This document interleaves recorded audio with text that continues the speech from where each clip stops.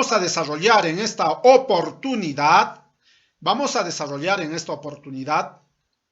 una sesión sumamente interesante e importante.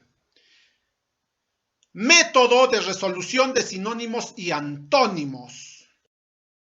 Hablemos en primer lugar de la estructura de los sinónimos. Como ya hemos explicado, una pregunta de sinónimos tiene las siguientes partes. En primer lugar, tenemos la premisa o palabra principal. Y también tenemos las alternativas, ¿no? Alternativas múltiples. Dentro de estas alternativas está la respuesta. Las alternativas que no son la respuesta son los distractores. Aparte de la respuesta están los distractores. ¿De acuerdo?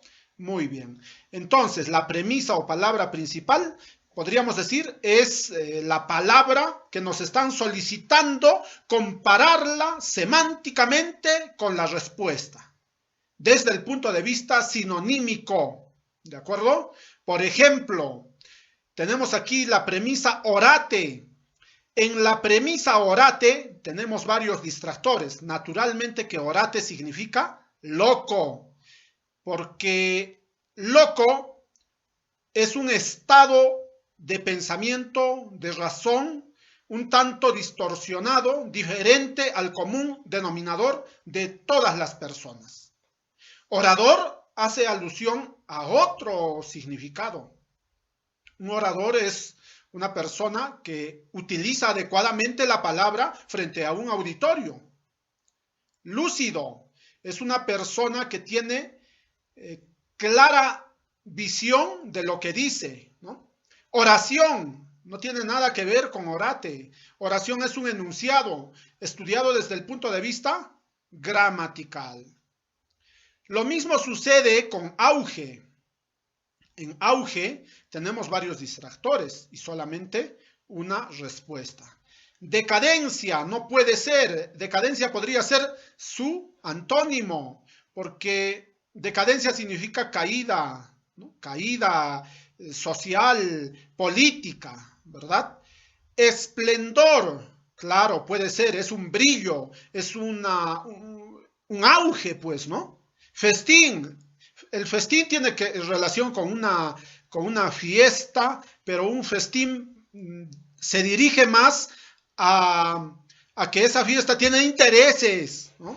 Ruina, la ruina es estar arruinados naturalmente. La ruina tiene que ver con una situación, un resultado negativo y final constituyen el término de un hecho o de algún aspecto. Muy bien, entonces la respuesta es esplendor y la respuesta de orate es loco.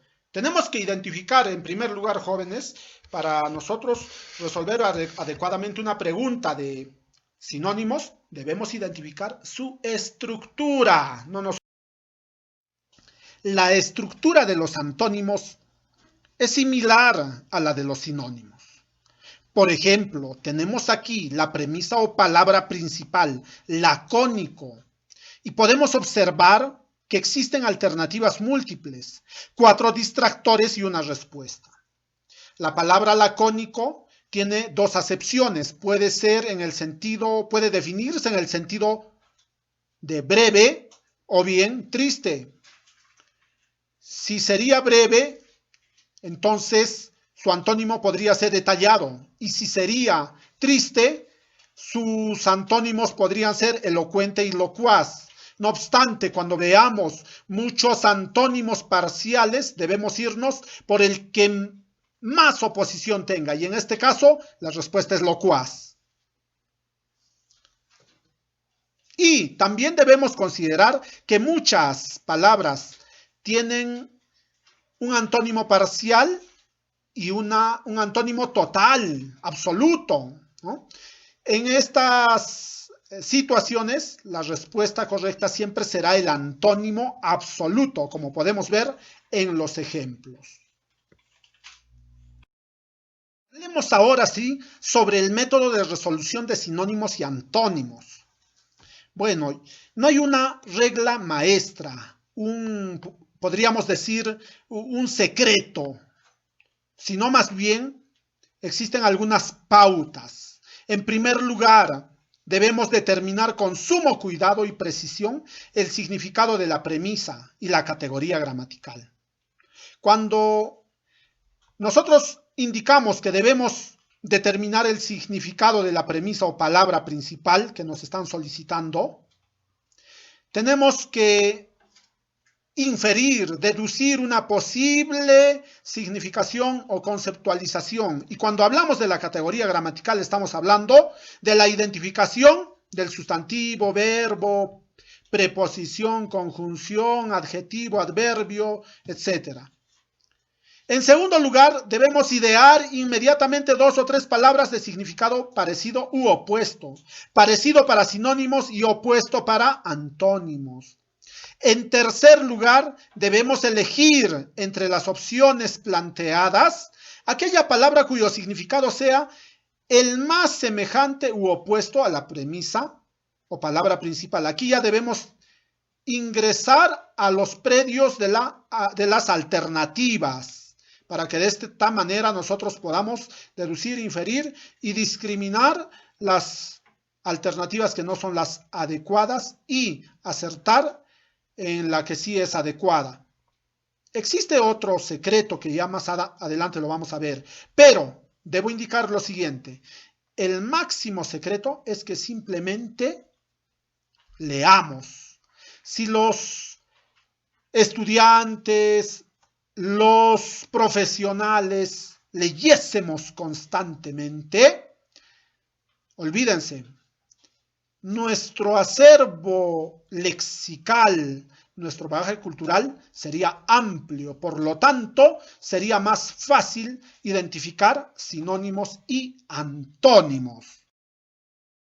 Hablemos del método que no falla.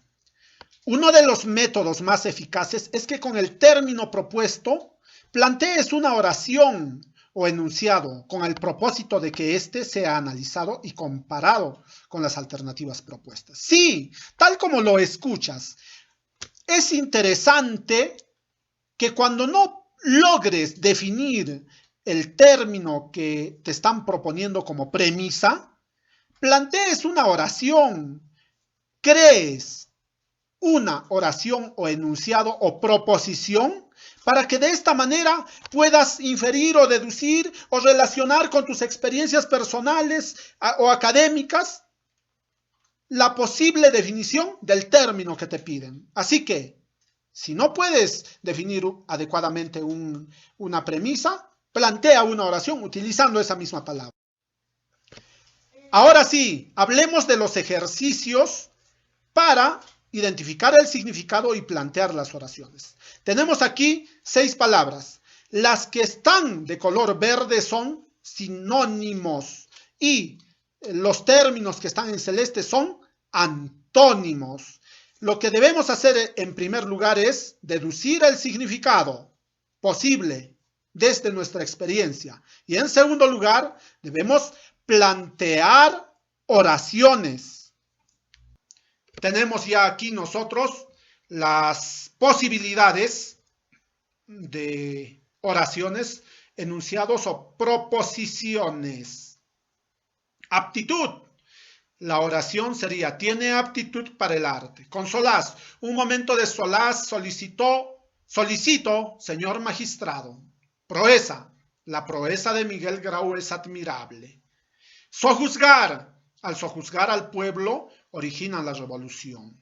Fisión. La fisión nos traerá una secuela indescriptible.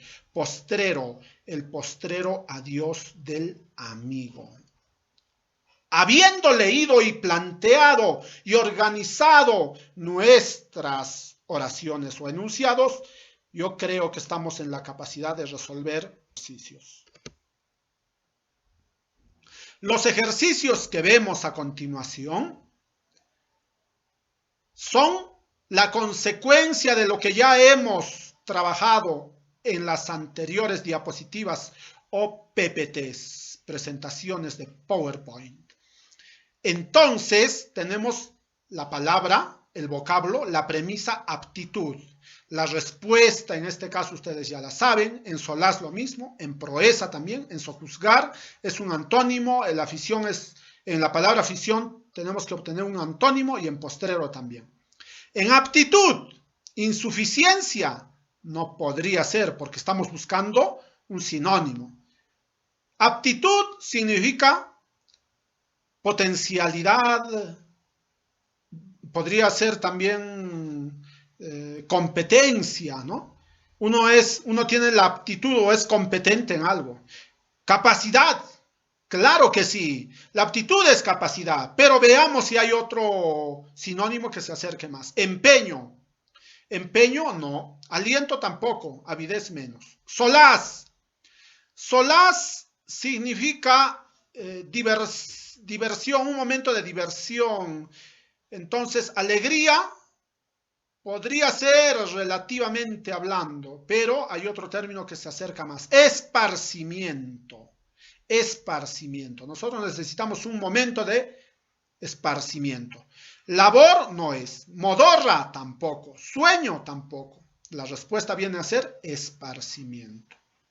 En proeza, el sinónimo de proeza no puede ser pobreza. Pobreza podría ser quizá un parónimo. Indigencia, que es pobreza, tampoco. Riqueza, menos. Riqueza tampoco. Hazaña, claro que sí. Una proeza es una hazaña. Desidia, no. Desidia no es la respuesta. La respuesta es hazaña. En fisión, fisión, tenemos fantasía. Fantasía, no. A ver, fisión puede hacer que nos equivoquemos con fusión. Fusión es unión. Fisión es todo lo contrario, jóvenes. No se olviden. Fisión y fusión son antónimos.